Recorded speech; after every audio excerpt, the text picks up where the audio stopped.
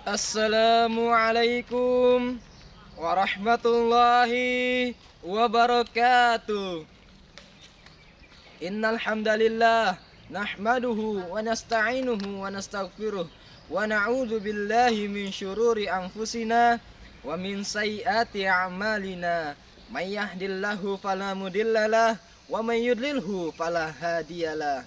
Asyhadu an la ilaha illallah wahdahu la syarikalah wa asyhadu anna Muhammadan abduhu wa rasuluh la nabiyya ba'da. Yang terhormat Dewan Hakim yang arif dan bijaksana, hadirin sebangsa dan setanah air yang saya banggakan.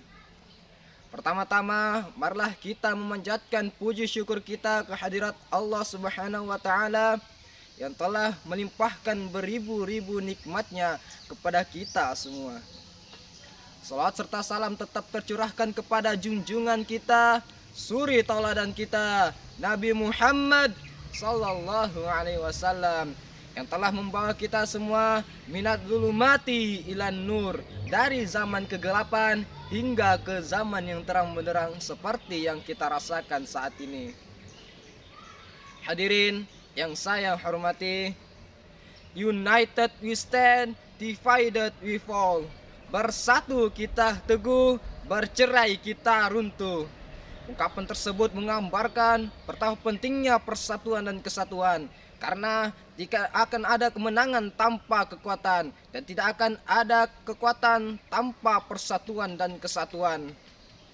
Dengan demikian, untuk meningkatkan citra bangsa kita di mata dunia dan menyelesaikan berbagai problematika yang sekarang kita hadapi, syarat utama pertamanya yaitu dengan mempertahankan persatuan dan kesatuan yang selama ini kita bina. Nuansa perbedaan yang muncul dari keberagaman di negeri kita ini tidak mustahil menjadi pemicu lahirnya fanatisme buta, perselisihan, pertarungan tidak sehat, gontok-gontokan, bahkan perpecahan yang bisa meluluh lantahkan nilai-nilai persatuan bangsa ini. Perpecahan ibarat lidi yang keluar dari ikatannya, maka hilang pula kekuatannya. Lalu, bagaimana upaya kita dalam memperkokoh persatuan bangsa ini?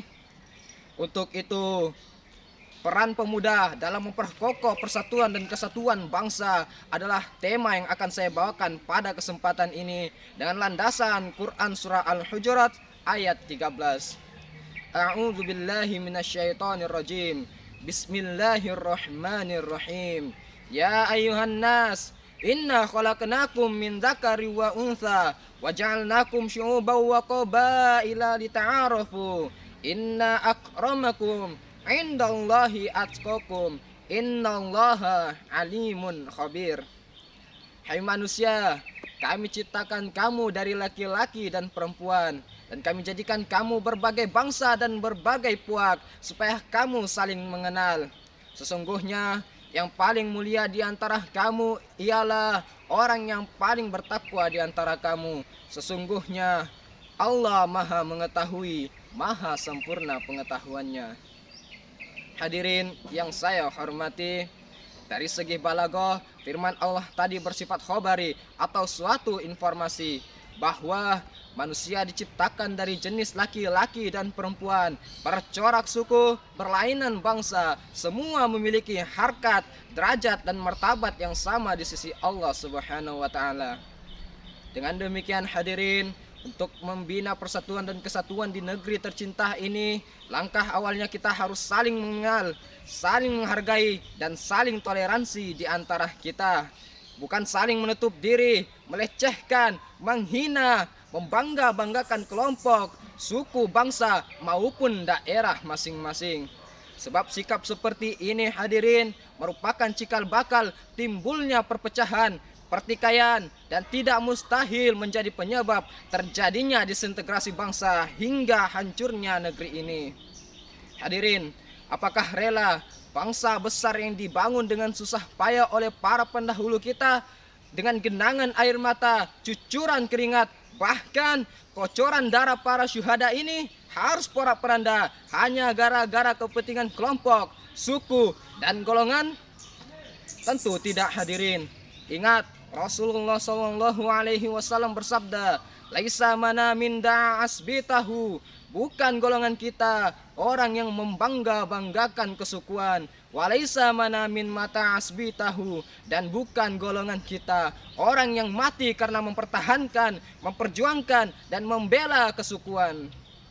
Hadirin, bagaimanakah hadis tersebut jika kita kaitkan dengan situasi dan kondisi bangsa kita saat ini?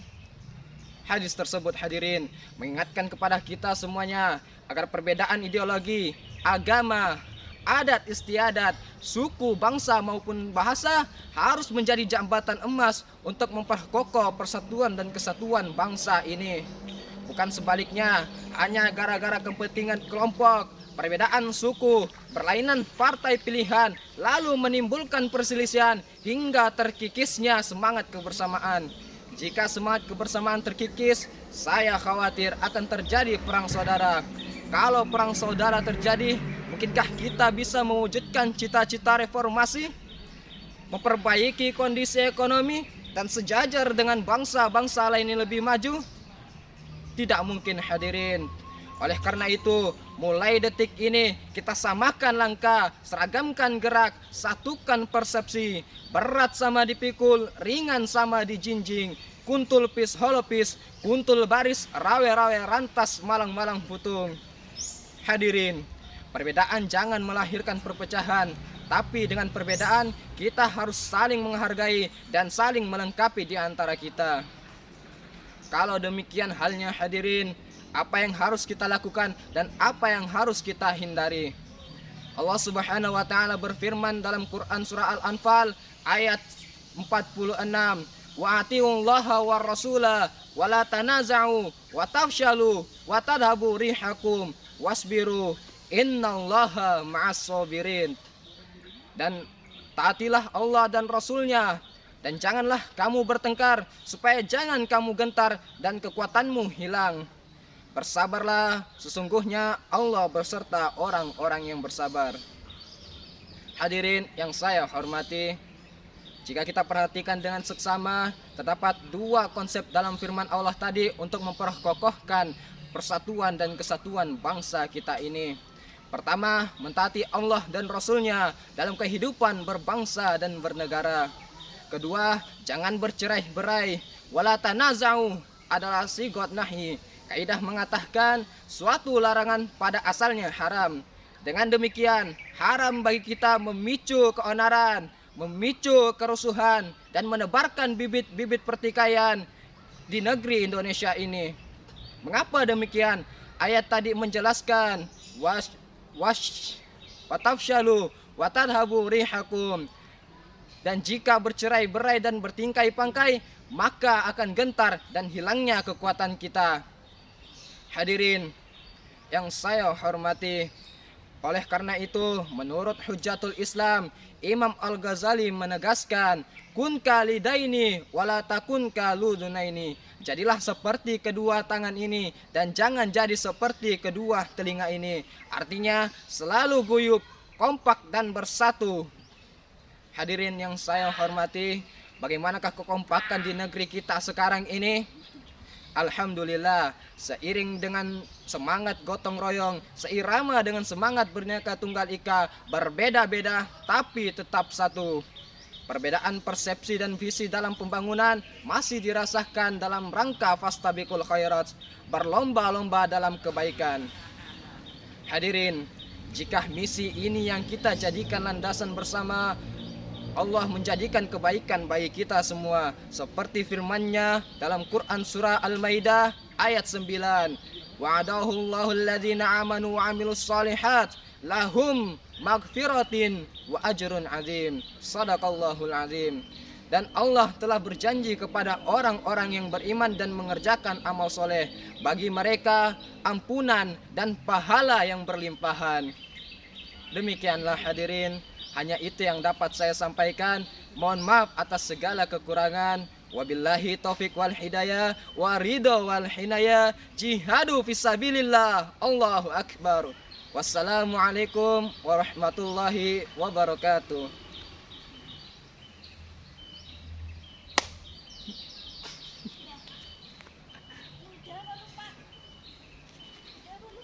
Gak tahu, coba lihat videonya Mbak.